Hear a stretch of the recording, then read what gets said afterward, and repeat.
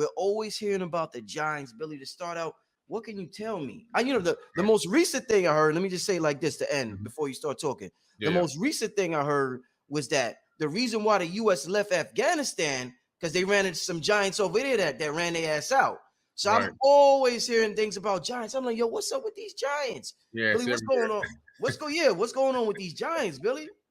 These giants, man, they've been around for a very, very long time. We're talking about deep antiquity, far beyond, the religious texts that people know them as the Nephilim. We go deep, deep antiquity. You go back into the ancient Indian Vedas, and you go into the ancient pre-dynastic text of the ancient Egyptians when they were called the Kemetic people, the people of Kem.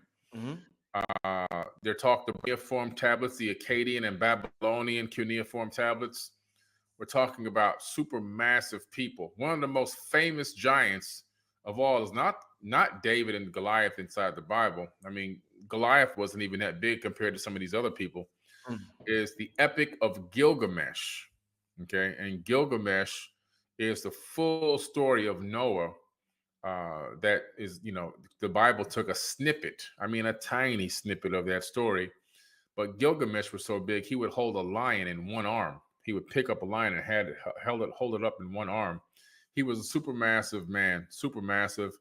And he wasn't because he had a pituitary gland issue or nothing like that. He was just one of these super massive giants. He eventually became a king. And even in one account, he actually left this planet to go try to visit the home world of his father, and was denied. Which was what was his father's homeland? His father was Enki. Okay. So he was what they call a demigod, a half human, half Anunnaki or half Atlantean, depending on your version of how you like to see it. And according to this is a world famous tablet. The Epic of Gilgamesh is taught in universities. Okay, when you learn ancient history, ancient civilizations.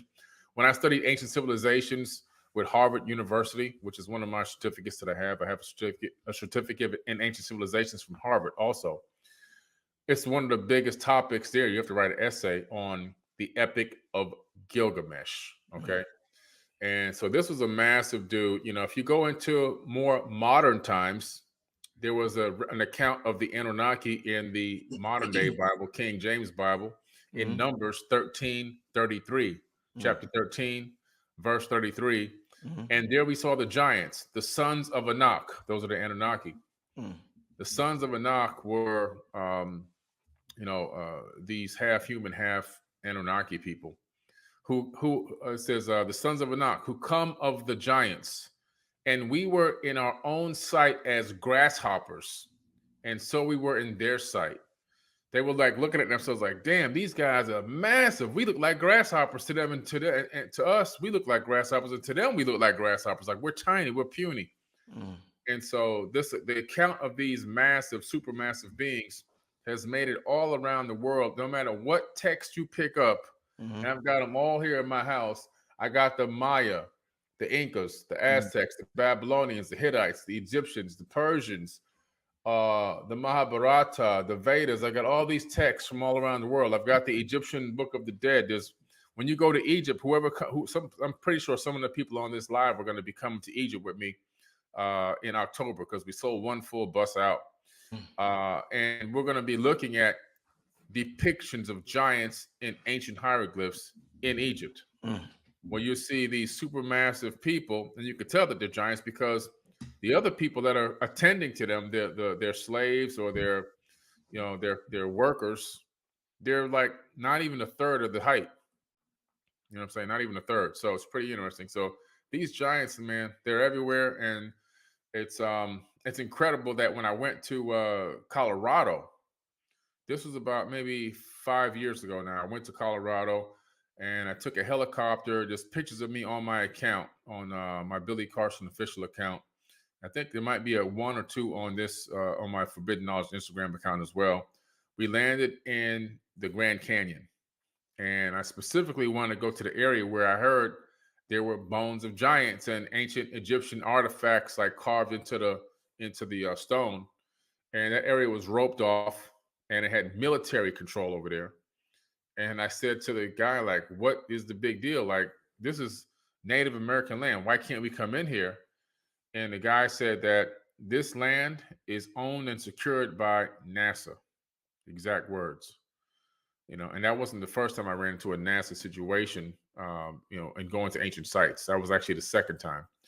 So it's pretty interesting, man. They're trying to cover this up. The Smithsonian Institute, one of the largest institutes for ancient history as we know it, but it's really his story because they give you a whole bunch of garbage. They keep the narrative going, but they openly admitted about 4.5, 5 years ago, look it up, that they had thrown away bones of giants that were discovered in the Americas. They took them and dumped them in the Atlantic Ocean. So it's just crazy, man. It's crazy. The evidence of these people are here. The text tells us about it. There's depictions of them all around the world, etched into stone, etched into temples, and as well as ancient tablets. They're described very well. These beings, the majority of them, were not from this planet according to the text. Not according to Billy Carson. According to these texts, these massive people came from somewhere else and then came to this planet. And then they also had made it with some humans, or Homo sapien, because we're all human. And then they gave birth to the Nephilim, which were also another brand of giants. Now, these giants were not as, a lot of them had defects and issues and anger problems. There were, some of them had one eye. They found these giant skeletons. So the Nephilim offspring, some of them were intelligent and some of them really had some severe birth defects, probably some because of crossbreeding. But again, just evidence of these giants. And according to the Epic of Gilgamesh and according to the Bible, after the Great Flood, and even according to the Emerald Tablets, which predates all of those, not everybody died. It even says in the Bible that not everyone died. Some of the Nephilim and some of the people who hid in caves had survived the deluge, as well as in the Emerald Tablets, you find that some of the people had survived and some of the giants had survived as well, who were able to, hide out in the caves and so forth, and they come back out when the water receded.